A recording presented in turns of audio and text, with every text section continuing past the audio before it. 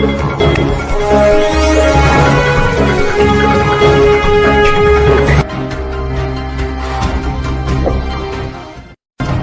Friend, मैं हूं विनोद कुमार शर्मा। आप देख रहे हैं हमारा YouTube channel master media news. हमारी वीडियो पसंद आए तो लाइक कीजिए, सब्सक्राइब कीजिए और चैनल को सपोर्ट कीजिए। आपका ज्यादा समय न लेते हुए वीडियो करते हैं शुरू।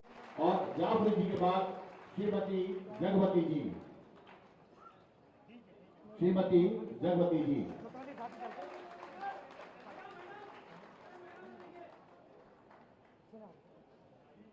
सभी लाभार्थियों के लिए एक बार और जोरदार तालियां करताल ध्वनि से इस दीपावली के अवसर पर, जो सिर पर छत मेरी है, जीवन का एक बड़ा स्वप्न होता है अपना मकान बनाना, और एक कमजोर व्यक्ति को जो आर्थिक तौर पर कमजोर होता है उसका सपना साकार किया है उत्तर प्रदेश सरकार ने। मैं माननीय मुख्यमंत्री महोदय योगी आदित्यनाथ जी से आग्रह करूंगा कि वो अपने आशीर्वचन से हमें अभिभूत करें। चलिए योगी आदित्यनाथ जी।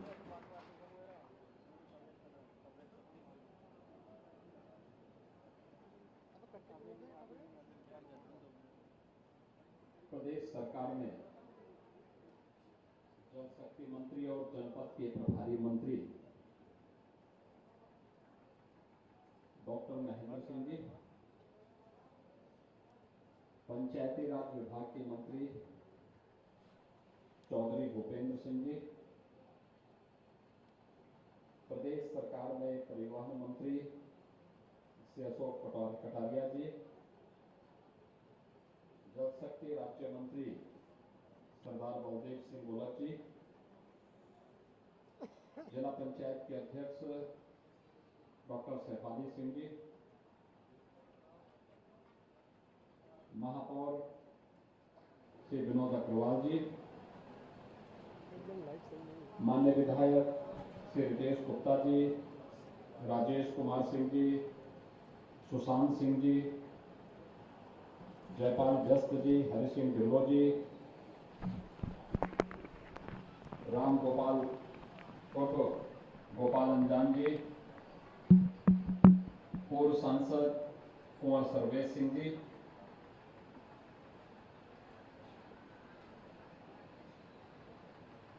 आज के इस कार्यक्रम में उपस्थित अध्यक्ष उत्तर प्रदेश राज्य बाल अधिकार संरक्षण आयोग डॉक्टर विशेष गुप्ता जी, भारतीय जनता पार्टी के महानगर के अध्यक्ष और अन्य सभी पदाधिकारीगण, उपस्थित आज के इस कार्यक्रम में मुरादाबाद विकास प्राधिकरण के अध्यक्ष मंडलायुक्त मुरादाबाद, यहाँ के जिलाधिकारी, विकास प्राधिकरण के उपाध्यक्ष समेत सभी, यहाँ के नगरायुक्त समेत सभी अधिकारी और उपस्थित सभी लाभार्थी भाइयों बहनों, आज का दिन अत्यंत महत्वपूर्ण है जब प्रधानमंत्री आवास योजना और एफोर्डेबल हाउसिंग स्कीम के अंतर्गत यहाँ पर चल रही 6 आवासीय परियोजनाओं में से लाभार्थी परिवारों को आवासों का आवंटन आज यहाँ पर हो रहा है। मैं इस अवसर पर इस आवासीय सुविधा का लाभ प्राप्त करने वाले सभी लाभार्थियों को प्रदेश सरकार की ओर से हृदय से बधाई देता हूं। आप सबको राज्य सरकार की ओर से ये दीपावली का एक विशेष उपहार है और इस दीपावली के विशेष उपहार के लिए आप सबको राज्य सरकार की ओर से हृदय से बधाई और मंगलमय शुभकामनाएं। आप सब जानते हैं कि उत्तर प्रदेश में सरकार आने के पहले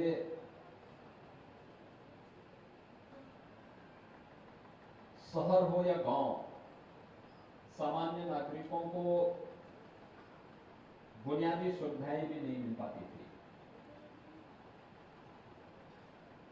कानून व्यवस्था की स्थिति अत्यंत खराब थी। पर्व और त्योहार के पहले लोगों को उनकी आस्था के अनुरूप आयोजन नहीं करने दिए जाते थे। न बिजली आती थी, न चलने के लिए सड़क ठीक थी, न पेयजल की व्यवस्था थी, न स्वास्थ्य की सुविधा थी। कोई भी ऐसा दृष्टिकोण नहीं देखने को मिलता था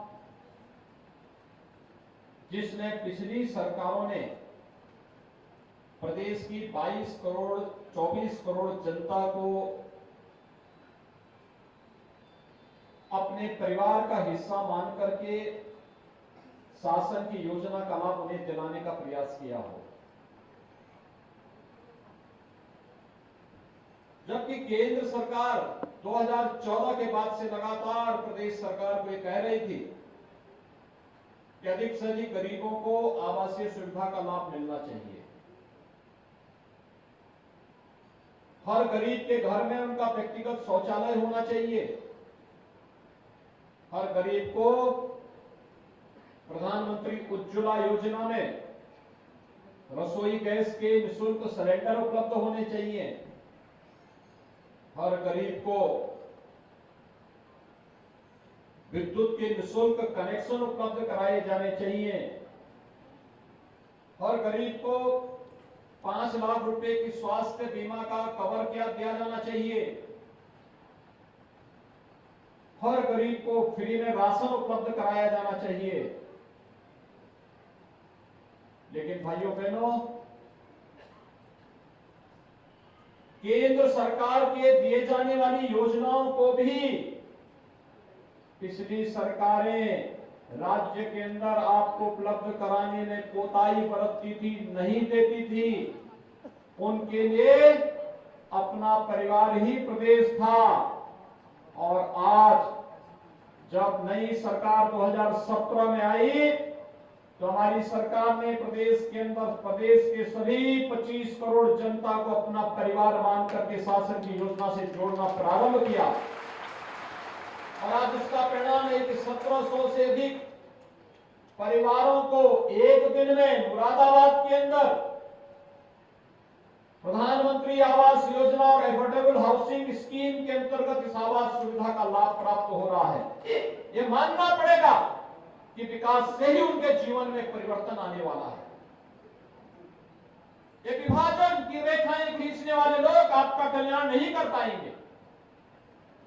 अपने परिवार के हितों के लिए सब कुछ करने वाले, प्रदेश के संसाधनों में लूट मचाने वाले लोग प्रदेश का हित नहीं कर पाएंगे, जनता जनार्दन के का हित नहीं कर पाएंगे। और इसीलिए आज जब मैं यहां पर आया था प्रातःकालीन सत्र में, आपने देखा होगा 72 पुलिस अधिकारियों का सफल प्रशिक्षण के बाद हम लोगों ने उन्हें डिप्टी एसपी के रूप में नियुक्ति अभी दी है। थोड़ी देर पहले उनको नियुक्ति भी प्रदान कर दी गई है।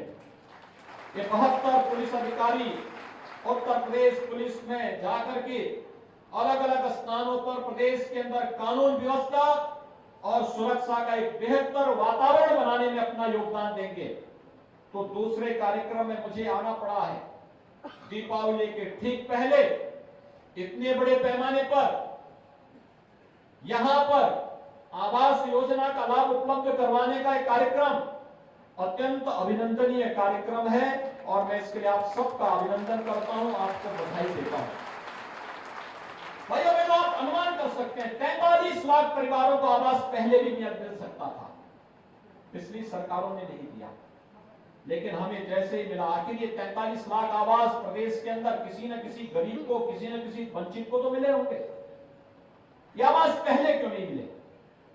ग्रामीण क्षेत्र में 1,20,000 रुपए, सामान्य जनपदों में 1,30,000 रुपए,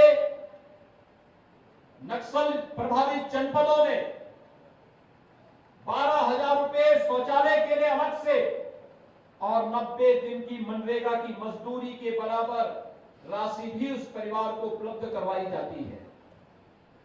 लगभग 1.5 लाख के आसपास ये राशि पड़ जाती है। और इसी प्रकार से शहरी क्षेत्र में प्रधानमंत्री आवास योजना के अंतर्गत जिन लोगों के शहरी क्षेत्र में आवास बन रहे हैं, जो स्वयं अपना आवास बना रहा है, सरकार उसे 2.5 लाख रुपए दे रही है। लेकिन जहां पर एफोर्डेबल हाउसिंग स्कीम है, एक आवास बनाने में लगभग 6-6.25 लाख के आसपास का खर्चा आता है। जमीन हम लोग उससे अलग कर देते हैं, इसकी कीमत को कम करने के लिए, और उसके बाद 4.5 लाख का आवास पड़ रहा है। और मैं धन्यवाद दूंगा विकास प्राधिकरण को कि 2.5 लाख रुपए प्रधानमंत्री आवास योजना के साथ और शेष जो 1.5 लाख रुपए है, ये 1.5 लाख रुपए इन्होंने अपनी ओर से अनुदान के रूप में उस लाभार्थी को देकर के उसके जीवन स्तर को उठाने का प्रयास किया है। एक अभिनंदनीय पहल है। मेरा प्रयास, हमारा प्रयास होना चाहिए, हमें उन मलिन बस्तियों के पुनरुद्धार की कार्रवाई को आगे बढ़ाना चाहिए जहां पर लोग आज भी बड़ी दयनीय स्थिति में रहते हैं। वहां पर हम स्कीम लाए, अभी राज्य सरकार ने इसके लिए एक पॉलिसी बनाई है। उस पॉलिसी को एक और जगह अगर हम लागू करेंगे तो आप देखेंगे कि हर व्यक्ति को अच्छा आवास मिल जाए, शौचालय मिल जाए, रसोई गैस का कनेक्शन मिल जाए, बिजली का कनेक्शन मिल जाए, 5 लाख रुपए का बीमा कवर मिल जाए, तो मुझे लगता है कि उस व्यक्ति के तमाम खर्चों की बचत हो जाएगी और वो व्यक्ति स्वस्थ रहेगा। एक स्वस्थ व्यक्ति एक स्वस्थ समाज के निर्माण में योगदान देगा और एक स्वस्थ समाज एक सशक्त राष्ट्र के निर्माण में अपना योगदान देगा। भारत को एक भारत श्रेष्ठ भारत की प्रधानमंत्री मोदी जी की संकल्पना के अनुरूप अगर आगे बढ़ाना है तो हमें एक भारत श्रेष्ठ भारत की परिकल्पना के अनुरूप भारत को आगे बढ़ाने के लिए एक एक व्यक्ति के स्वास्थ्य पर ध्यान देना होगा। और स्वास्थ्य पर ध्यान किस रूप में दिया गया, आपने कोरोना कालखंड में देखा होगा। भाइयों बहनों, सबका टेस्ट फ्री, उपचार फ्री, गांव-गांव में मेडिसिन किट वितरण की व्यवस्था फ्री, और इसके साथ ही राशन भी फ्री। राशन फ्री के साथ सबको वैक्सीन फ्री में वैक्सीन। उत्तर प्रदेश ने 13 करोड़ से अधिक लोगों को वैक्सीन अब तक दे दिया है। फ्री में वैक्सीन, प्रधानमंत्री मोदी जी का आभार, क्योंकि उन्होंने फ्री में राशन भी दिया है और फ्री में वैक्सीन भी दिया है। फ्री में उपचार की व्यवस्था भी। मैं मुरादाबाद को कोरोना कालखंड के अंदर 2 बार आया था और तब भी हमने यहां की व्यवस्था देखी थी। युद्ध स्तर पर हर जनप्रतिनिधि लगा था, युद्ध स्तर पर प्रशासनिक तंत्र लगा था, हेल्थ वर्कर्स लगे थे, आंगनवाड़ी, आशा वर्कर, कोरोना वॉरियर्स, पुलिसकर्मी, सफाई कर्मी, ये सभी लोग अपनी जान की परवाह के बगैर एक एक जनता की जान को बचाने के लिए लगे हुए थे। जब ये भाव आएगा तो हम लोग हर व्यक्ति को स्वस्थ होने की उस कामना के साथ आगे बढ़ सकते हैं जो भारतीय मनीषा ने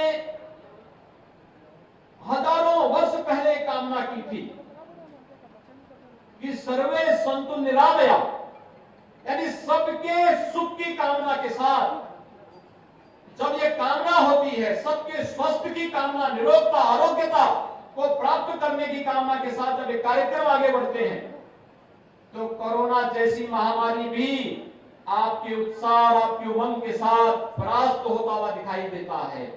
भाइयों बहनों, दीपावली आ रही है और दीपावली के पहले कोरोना जैसी महामारी पूरी तरह समाप्ति की ओर जाना उत्साह की उमंग के साथ परमात्मा और ईश्वर की कृपा आपके साथ जुड़ती हुई दिखाई दे रही है।